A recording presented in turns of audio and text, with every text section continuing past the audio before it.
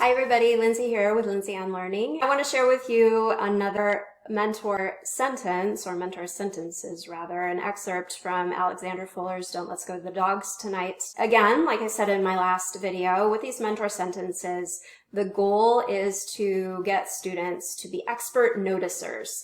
So ask them what they're noticing about the style and sentence structure. Turn that into a conversation, as we teachers are so good at. Whatever they throw at us, find a way to turn that into, oh, well, that's really great because, in fact, the author is using that for this purpose. Or why do you think they did that? With this example, she is describing the London Heathrow Airport. And again, Alexander Fuller is just really great at these nuanced descriptions using sensory detail. If you didn't see my last video, she's writing about her childhood in Africa, and then she goes to England and arrives in London Heathrow. To show the abrupt change and her perception of it, you can ask students what they notice. Well, hopefully they'll be noticing that London Heathrow is described as a damp wool sock, and that description evokes the sense of touch and of smell. If you've ever smelled damp wool, it smells pretty awful, in my opinion.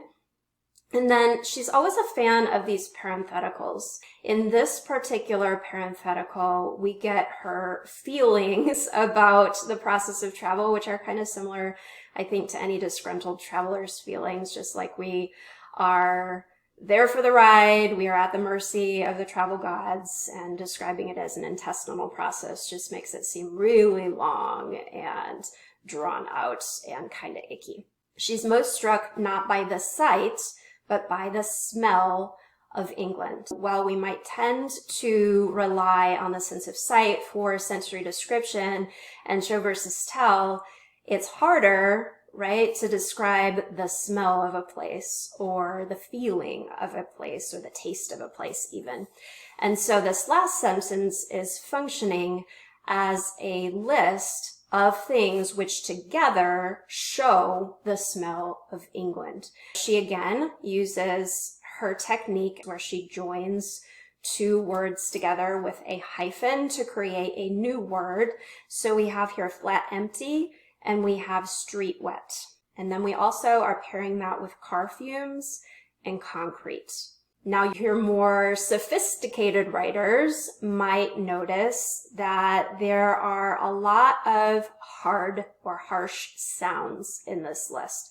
If they don't bring it up, you can ask them, well, what do you notice about the sounds that are repeated in this list? They should notice that there are a lot of T's, there are a lot of C's, and there is also the S's and the W's. All of that together creates a harder and more negative tone to this England that she's arriving in for the first time. And if you join all these details together, the damp wool sock, the intestinal process of travel, and this list, you can say with confidence, hey, she didn't really love her first impression of England. Students can choose their own topic and imitate one or more of those style choices of Alexandra Fuller. Here is an example. Okay, here we go. As I go through this example, you can kind of match up, if you like, to the original. So when years later I went to her house for the first time and arrived, we are arriving in both examples. It's okay if students echo some of the original wording of the author to springboard to their own words and their own voice. Here she has the comparison, right? The damp wool sock. I wanted to also create a comparison of St. Paul. I arrived in the cool, damp armpit of St. Paul.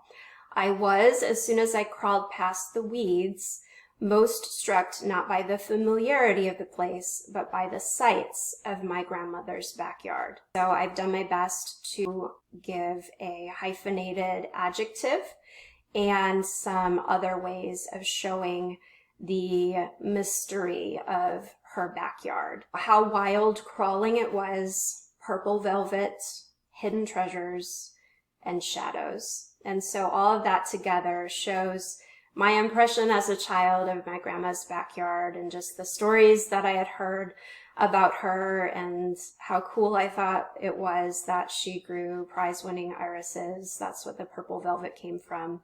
Hidden treasures. That's kind of a shout out to a story that my family likes to tell of how my grandpa had to hide the gambling books in the garden and they fled to Mexico. And so this is an example, nonetheless, of the structure of Alexander Fuller.